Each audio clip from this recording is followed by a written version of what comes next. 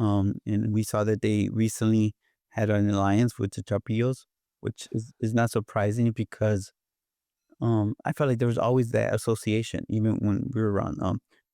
The CJNG comes from El Millennial Cartel, which was a cartel under the Sinaloa Cartel.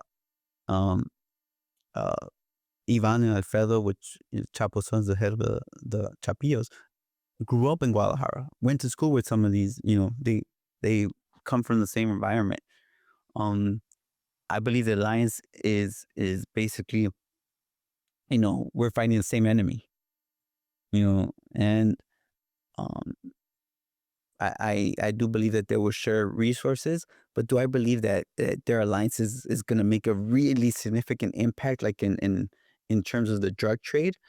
No, I don't. I just it continues on, right?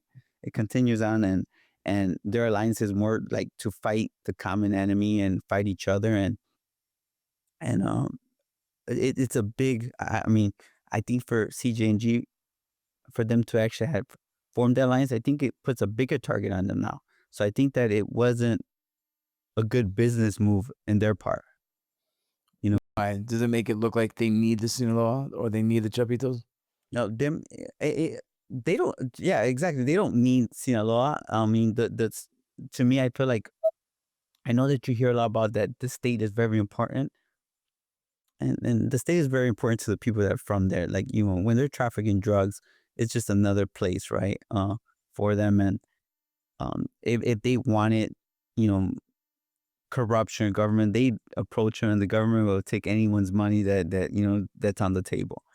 Um, so I do believe that them understanding that the United States had such a big target on those Chapillos and them making alliances, I think that it was it kind of shows that they really don't care, Yeah. what's going on, and that is probably gonna be a big mistake that they're gonna learn the hard way for sure, because the United States just looks at them like, okay, you're forming an alliance, and now it gives us uh even more of a incentive to go after you guys. Yeah.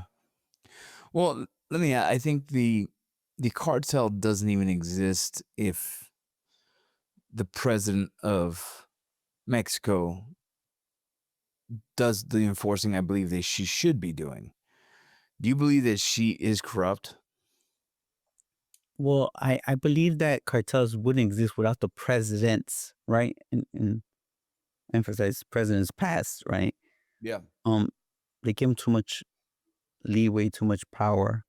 They made them too strong. They made them too much money. And I do believe just not putting like, I'm not accusing the president, Ms. Scheinbaum, like not accusing her directly, but I just have this understanding and know that you can't be a Mexican politician, most of those politicians, without having some type of corruption some way, somehow. Mexican cartels have too much money. They're the ones that finance or even, get rid of their, enemies, or, do extortions, and they're smart about how they go about that. And I do believe that once they find something, once one president, you know, agrees to do this, it's kind of goes down, it continues to evolve, and they use extortion and as a means of getting what they want. So Looking at the president today, I sometimes like, wow, why would she go on there and say this or say that? I don't understand it. And in my back of my mind, I'm like, because she would rather be ridiculed by people like us, or these experts, the media, than having to face the consequences of what's really, what she knows they know, or what she's guilty of. Because I'll say it again, I haven't heard like a lot of talk anymore about like the Trump administration, what they're doing in Mexico, but I do believe that they're working on something behind the scenes, because it got quiet.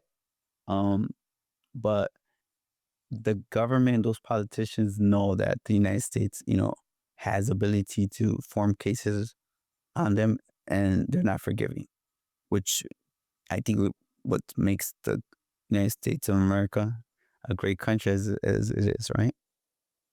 yeah. It's interesting to think that there's probably nobody in the political spectrum in Mexico that isn't tied into some kind of corruption, whether it be financially backed by the cartel because the cartel knows they can use them, or they've already been involved in something and kind of overholding it over their head.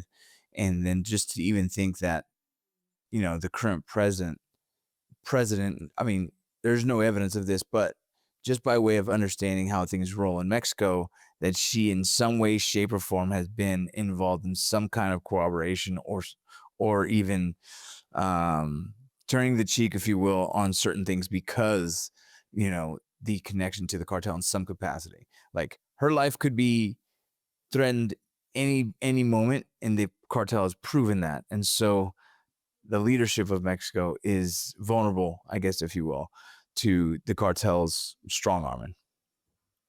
Yeah, like again, right? We don't have no evidence. I know that I seen that there's a lawsuit against my attorney, right? My ex-attorney, Jeffrey Legman, by the president of Mexico for defamation and defamation of some sort. But um, it's only what everyone thinks and everyone sees. Like the minute you make excuses or you decide to make things harder when it's your country who's suffering the most from these Mexican drug cartels. Like, why? There has to be a reason why. Um, and I do say about Mexican politicians, I do believe that there's a lot of politicians that want the right thing, that want the best for Mexico. But it's just hard to be in a landscape where, you go and you're risking your life. Okay. They risk their life, because if drug cartel doesn't like who they're, that their policies or who they're befriending, you know, they're a target.